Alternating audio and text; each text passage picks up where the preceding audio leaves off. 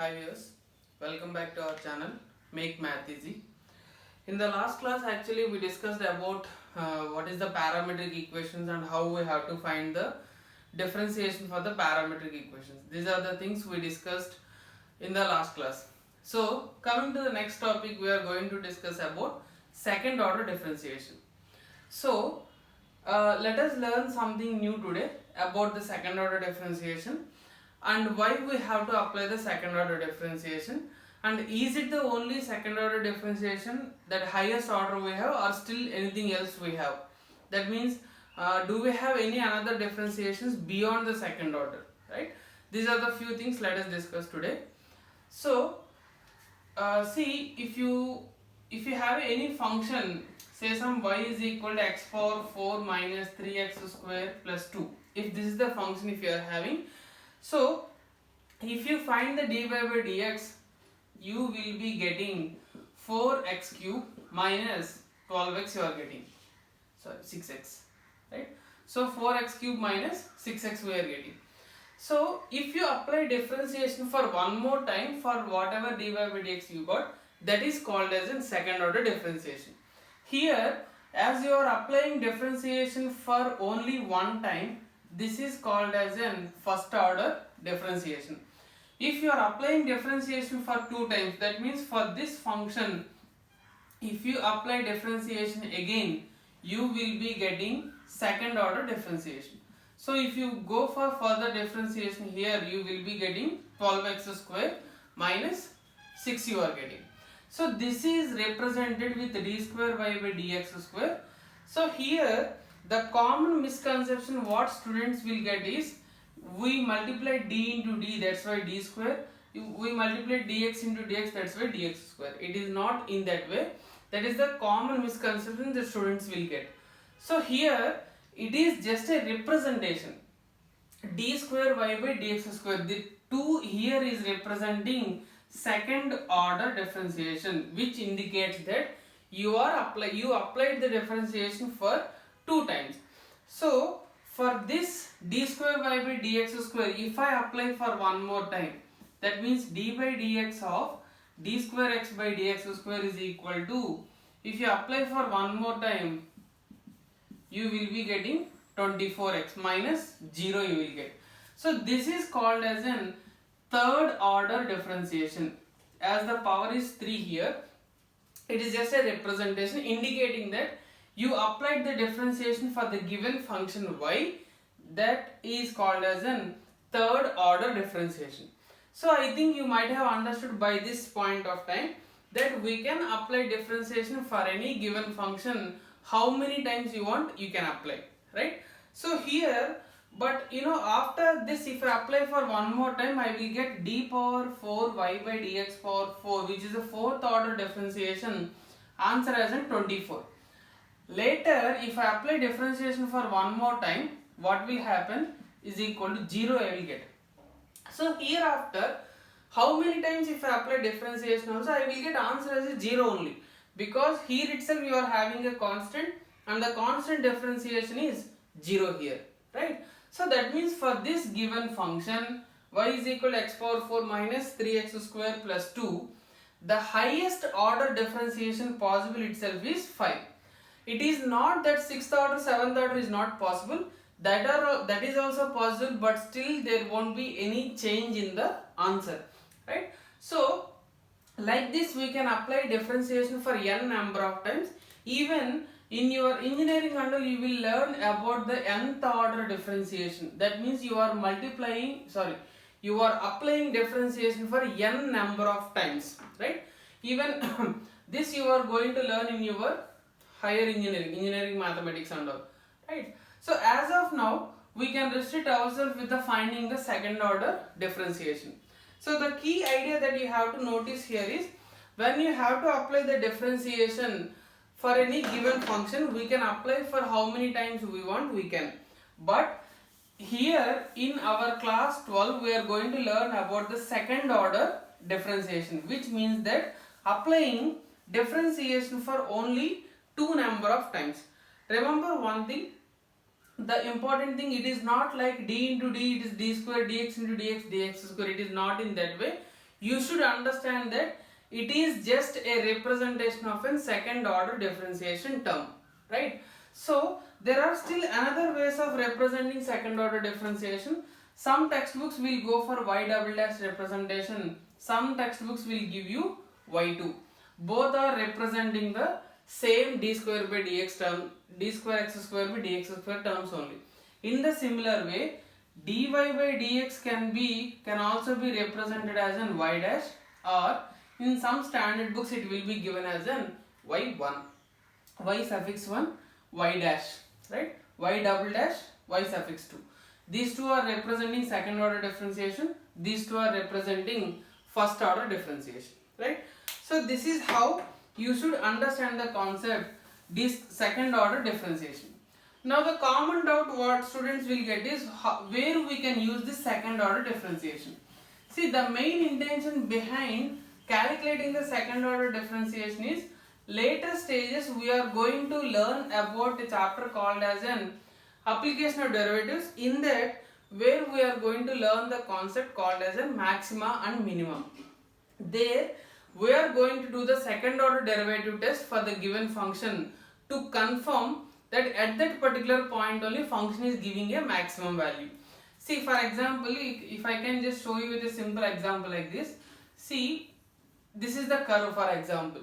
You can just observe here, this is also one of the highest point, this is also highest point. But out of these three highest points, this is the one where you can say that function attains a maximum. Similarly, let us say this is the minimum value of the function. Now see, by using the value of dy by dx, you can come to one conclusion about identifying the maximum and minimum point for a function. To confirm whatever we got is correct or not, we are going to find out the value of d square by dx square. This will help you to confirm the result that it is really giving you maximum at this particular point only. Because if you just observe one small thing here, why we are saying, why can't we confirm with the dy by dx value itself? I will just give a simple reason. If you see here, at this particular point, if I draw a tangent, the tangent will be parallel to x-axis. Here also tangent will be parallel to x-axis. Here also tangent will be parallel to x-axis. That means, in all these three cases, I will be having dy by dx is equal to 0. Guess the reason why? Simple thing. This dy by dx is nothing but a slope of a line or a tangent or a chord, anything. So this slope of a line parallel to x-axis. This we learn in our 9th class itself. Any line which is parallel to x-axis, in 11th class itself, any line which is having a which is parallel to x-axis means obviously slope value will become 0. Now see here, by taking only dy by dx value, at all these 3 points you are getting dy by dx equal to 0 only. Now among these values, how you will come to a conclusion that where you are getting actually the maximum value for the function. To come to that conclusion, d square by dx square will help you to figure out that exact value where you are getting maximum or minimum for a particular function, right? That is the advantage of second order differentiation. Now let us see few simple basic questions on the second order differentiation. See, generally in board point of view, second order differentiation based questions will be asked for a 3 marks, right? So the simple logic I want to tell you, for around 90% of questions you can follow the same approach. Whenever you are finding the differentiation, first order differentiation, second order differentiation, before going to second order differentiation, try to check in the first order differentiation. Is there any chance of representing y in the question? What I mean is, for example, if you apply the differentiation, maybe there is some scope like you can replace y in the y1. So whenever you are getting this type of chances, better try to utilize that so that it will help you to get the correct answer in a simple way, right? Now let us see few questions. See, for example, if I have y is equal to 3 e power 2x plus 2 e power 3x. then prove that d square y by dx square, I will represent with y2 minus 5y1 plus 6 is equal to 0. Right? This is a very simple question. You can just observe here, y is equal to, I had given you 3 e power 2x plus 2 e power 3x and prove that y2 minus 5y1 plus c. So it is indicating that it's a second order differentiation, it's a first order differentiation. So for sure you have to go for derivative part. So apply the differentiation on both sides. Dy by dx is equal to 3 into d by dx of e power 2x, 2 into d by dx of e power 3x. So apply the differentiation. Exponential function differentiation is exponential itself. So 3 into 2 into e power 2x, because for 2x inner derivative will be 2 and this is 2 into 3 into e power 3x. So you can take on your whole 6 into e power 2x plus e power 3x. Now see here, this is the value of y1 we got because it is a first order differentiation, right? Now here there is no scope for replacing y here. Why? Because in this value of y we are having 3 into e power 2x, but we don't have 3 into e power 2x, we have only e power 2x. You may think here this 3 into e power 2x is there, no, why can't we replace it? I am telling you, try to replace complete term as a y. Don't go for any partial substitution, that won't help you out to get the answer. And here you have e power 3x, here also I have e power 3x, but I have 2 here, but I don't have 2 here. So I don't have any further chance of replacing y here. In this case, just go for applying differentiation for one more time. dy by dx of dy by dx is equal to 6 is a constant and this is d by dx of e power 2x plus d by dx of e power 3x. Right? So apply the differentiation now. Again, you will be getting 6 into 2 into e power 2x plus 6 into 3 into e power 3x. So again you can take 6 as a common. You will be getting 6 e 2 e power 3x plus 3 e power 3x. Or if you want, you can just represent it as 12 e power 2x plus 18 e power 3x. This is the value of y2. Now you have a y2. Sorry, here this is a 6y here. Okay, sorry. So here you have y1 and you have a y2 also. y1 and y2. So now just a simple thing. Try to substitute in the LHS here to get your required answer.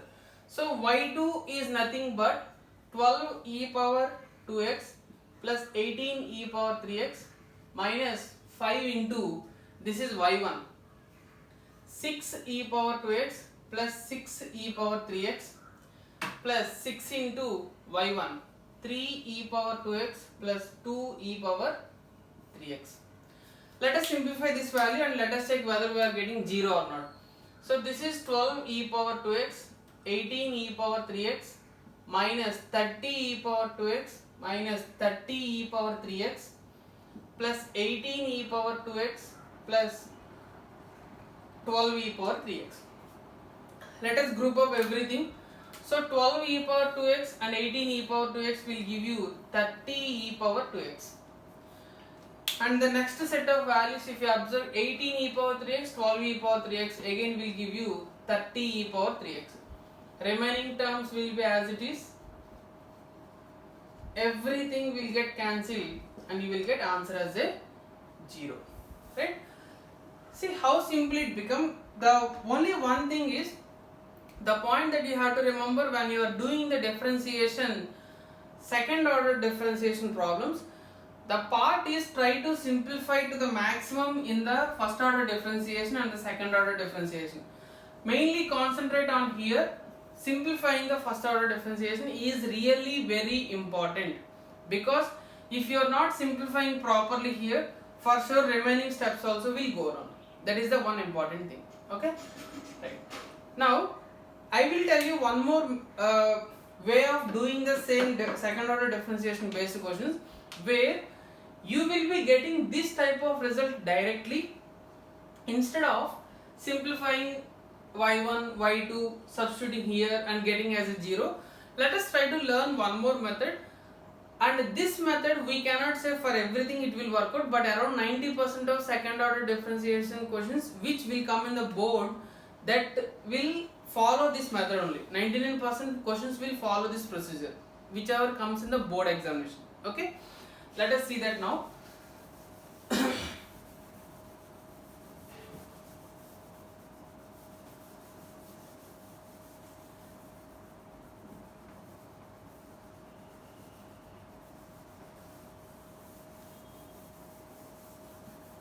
Just give me a minute. Right, see this one. See, if the question is y is equal to sin inverse x divided by root over 1 minus x square, then show that 1 minus x square into y2, that means second order differentiation, minus 3x y1, that means first order differentiation, minus y is equals to 0. Right? So this is the question for us. See, y is equal to sin inverse x divided by root over 1 minus x square. Now, see, again in the question we are having a second order differentiation, we are having first order differentiation, and we have y also. So let us apply differentiation first. D by dx of y is equal to, it is clearly d by dx of sin inverse x divided by root over 1 minus x square. Right? This is our first step. Now, apply the differentiation. It is very clearly, it's a dividend rule, quotient rule. So denominator will be g of x square, that means 1 minus x square will come, and then here g of x, that means root over 1 minus x square into f dash of x, that means d by dx of sin inverse x, minus sin inverse will be as it is into d by dx of 1 by root over 1 minus x square. Right? Now let us simplify this part. We know that sin inverse x differentiation is 1 by root over 1 minus x square minus sin inverse x. This is actually 1 minus x square whole power minus half, right? So you will be getting 1 by 2 root over 1 minus x square into inner differentiation for this will become 1 derivative 0 minus x square differentiation is minus 2x. 2 and 2 will get cancelled. Denominator is 1 minus x square. This is y1. Now see, this is y1. If you further simplify, these two will get cancelled 1. This minus into minus will become plus. Sin inverse x divided by root over 1 minus x square whole divided by 1 minus x square. Now see what I told you. When you apply the differentiation, after completing the first order differentiation, try to always check for the given question y. You can observe here, this part is nothing but given question y. So if I just send this term to other side, that means 1 minus x square into y1 is equal to 1 plus this entire term will become y. See how simply the first order differentiation got converted into the second one. And now how I will get a thought of sending this 1 minus x square to other side. You can observe here I am having 1 minus x square into y2. So that means I have to send that 1 minus x square to other side, then only it will be easy for me.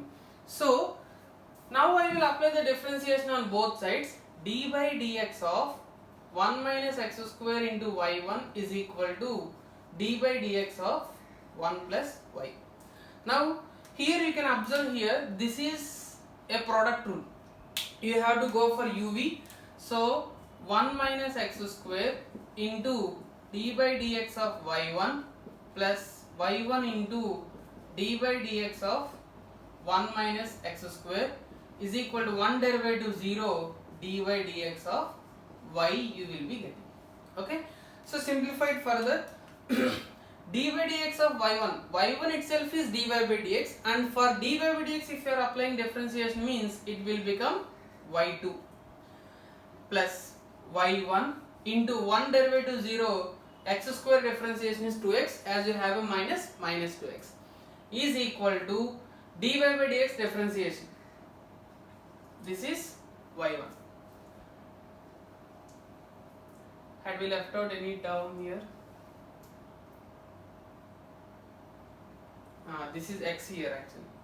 Sorry. Here x is there, no? So x into sin inverse x. This is actually x into y. Okay. So d by dx of x y you will be getting. So that means again here also it's a product rule. So x into dy by dx plus y into d by dx of x here. So simplified further, 1 minus x square y2 minus 2x y1 plus x y1 plus y into 1. Bring all these terms to other side. 1 minus x square y2 minus 2x y1 minus x y1 minus y is equals to 0. So 1 minus x square y2 minus 3x y1 minus y is equal to 0. See, directly you arrived at the result. So this is the advantage with the second order differentiation. Here actually we forgot the value, this x here, that's why in the last some confusion came. Anyway, now see here, this is the way that you have to approach. At every level of differentiation, try to bring in question, or if you are doing second order differentiation, is there any chance of bringing in y1? If you are doing first order differentiation, is there any chance of bringing y into picture? If you develop this type of thinking, most of your time will be saved in finding or in concluding this type of answer. Just imagine, for this type of question, if you have to apply second order differentiation, first order, then substituting, simplifying, how much time it will take? Instead of that, if you are just following this type of approach, automatically you will arrive at the answer directly like this. Hope you enjoyed this video. If you like this video, try to subscribe to our channel. In our channel, we are going to discuss about more important board models from the class 12 point of view and also class 10 as well. And we are trying to teach you with the logic and what is the approaches, how you have to get that type of approach and how you have to develop your thinking. These are all things that we are going to discuss in our channel, right? Hope you like this video. Thank you guys.